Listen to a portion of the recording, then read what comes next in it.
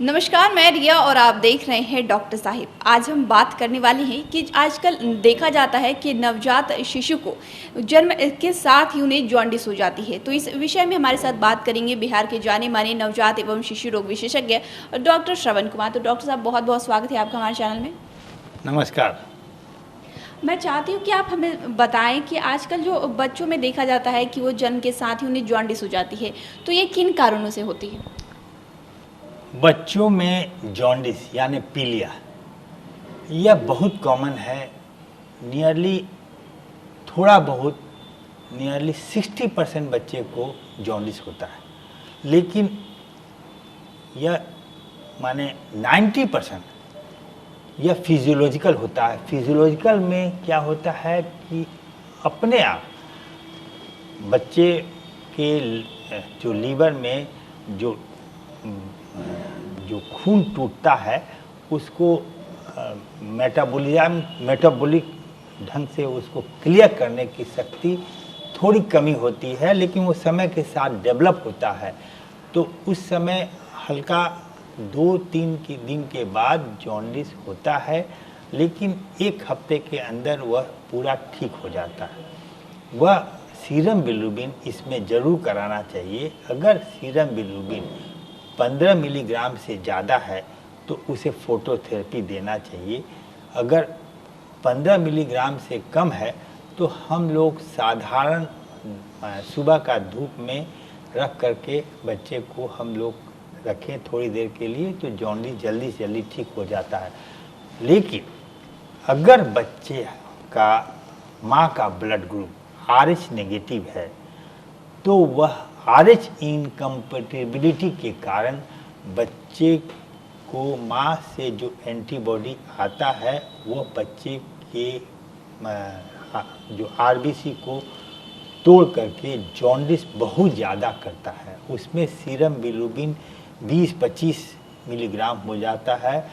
उस समय हमें फोटोथेरेपी के अलावा हम लोग को एक्सचेंज ब्लड ट्रांसफ्यूजन यानी बच्चे का खून ही बदल दिया जाता है दूसरे ब्लड से, यानी RH नेगेटिव ब्लड। बच्चे का ब्लड RH पॉजिटिव है, लेकिन बच्चे का खून बदला जाता है RH नेगेटिव से।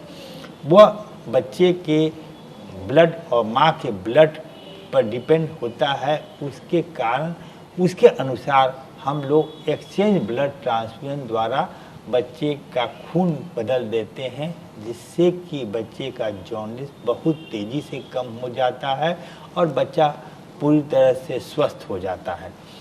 लेकिन इसके अलावा ABO इनकम्पेटिबिलिटी भी होती है। बच्चा अगर O पॉजिटिव, बच्चे की माँ अगर O पॉजिटिव है और बच्चे का ब्लड ग्रुप A पॉजिटिव है चाहे B पॉजिटिव है, उस केस में भी जो जॉन्डिस होता है थोड़ा ज़्यादा हो सकता है। उसके कारण बच्चे को हम लोग एक फोटोथेरेपी एग्रेसिव कर सकते हैं और बच्चे को कभी कभी एक्सचेंज ब्लड ट्रांसफ्यूजन उसमें भी देना पड़ता है।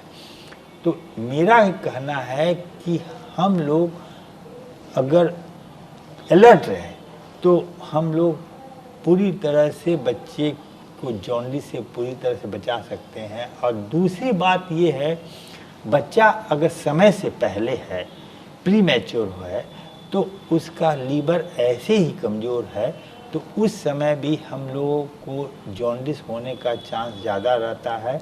तो समय से पहले बच्चे का सीरम बिलिरुबिन हम लोग दूसरे या तीसरे दिन ज़रूर कराएं, जिससे कि पता चले कि उसको जॉन्डिस तो नहीं है। और प्री मैच्योर बच्चे में अगर जॉन्डिस होता है तो वह खतरनाक होता है और वह बच्चे के ब्रेन को डैमेज कर देता है, जिसे कहते हैं कर्निकटरस। अगर हाई लेवल में अगर जॉन्डिस है और बच्चा प्री मैच्योर है, चाहे बच्चे को इन्फेक्शन है, तो बच्चे का ब्रेन डैमेज हो सकता है और वह कर्निकटरस होने से उसका मानसिक और शारीरिक विकास बाद में दिक्कत हो सकता है। उसे बहुत तरह से मानसिक शारीरिक विकलांगता हो सकती है। इसलिए जो जॉन्डिस को हम लोग हल्के में नहीं लें और उसका पूरी तरह से ध्यान रख करके उचित इलाज कराएं। अगर किसी बच्चे को जन्म के साथ जॉन्डिस हो रहा है तो क्या ये चांस है कि आगे चलकर भी वो कभी जॉन्डिस की चपेट में आ सकता है, उसे ये कोई समस्याएं हो सकती है, या फिर जब उसे जॉन्डिस हुआ है बचपन में तो उसे और भी किसी तरह की बीमारियां उसे परेशान कर सकती हैं? जैसे कि आपने कहा कि बच्चा होते ही ज़्यादा जॉन्डिस नहीं होती है, क्योंकि माँ के पेट में जब जाता है तो अगर बच्चा का लीवर इमेच्योर भी है तो माँ के जो मेटाबॉलिज्म से बच्चे का जॉन्डिस नहीं होगा, लेकिन पैदा होने के बाद बच्चे को जॉन्डिस बढ़ता है। और यह आपने अच्छा प्रश्न किया कि अगर बच्चा जॉन्डिस है जन्म के समय, जन्म के बाद में, और वह ट्रीटमेंट हो गया तो बाद में जॉन्डिस होगा, उसकी संभावना कम है, क्योंकि यह जो जॉन्डिस होता है वह आरबीसी माने ब्लड के टूटने के कारण होता है। और जब बच्चा एक बार बच्चे का जॉन्डिस इम्प्रूव कर गया तो बाद में जॉन्डिस होने की संभावना कम होती है। क्या देखा जाता है कि कभी-कभी जब महिलाएं प्रेग्नेंट होती हैं तो इस दौरान महिलाओं को भी जॉन्डिस हो जाता है, तो क्या इससे भी बच्चे में जॉन्डिस की समस्याएं हो सकती हैं?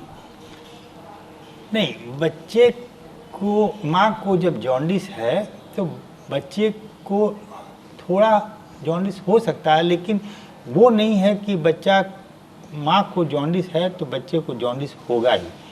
माँ का जॉन्डिस अलग है और बच्चे का जॉन्डिस अलग है, इसलिए माँ के जॉन्डिस से बच्चे को, लेकिन अगर माँ को हेपेटाइटिस बी है तो बच्चे को हेपेटाइटिस बी होने की संभावना ज़्यादा है, तो बच्चे को हेपेटाइटिस बी का टीका होते ही देना चाहिए, जिससे कि बच्चे को जॉन्डिस बाद में नहीं हो। आपने ठीक कहा, अगर हेपेटाइटिस बी अगर बच्चे को है तो वो जॉन्डिस बाद में भी हो सकता है, और हेपेटाइटिस का प्रकोप से बच्चे का लीवर बाद में भी डैमेज होता है, बार बार उसको जॉन्डिस हो सकता है और लीवर फेल्योर में भी जा सकता है। शुक्रिया डॉक्टर साहब, जो आपने जॉन्डिस के बारे में जो हमारे साथ जानकारी साझा की उसके लिए बहुत बहुत शुक्रिया। धन्यवाद। तो आप डॉक्टर श्रवण कुमार को सुन रहे थे, जिन्होंने ये बताया कि अगर बच्चे जन्म के साथ इन्हें जॉन्डिस हो रही है तो वो किन कारणों से होती है और किस तरीके से बचाव किया जा सकता है। तो इस विषय में आपकी क्या राय है हमें कमेंट कर ज़रूर बताएं। चैनल को सब्सक्राइब करें, फेसबुक पेज को लाइक करें। डॉक्टर साहब से आपकी क्या सवाल है हमें कमेंट कर या मेल के माध्यम से भेज सकते हैं। वीडियो देखने के लिए आपका शुक्रिया।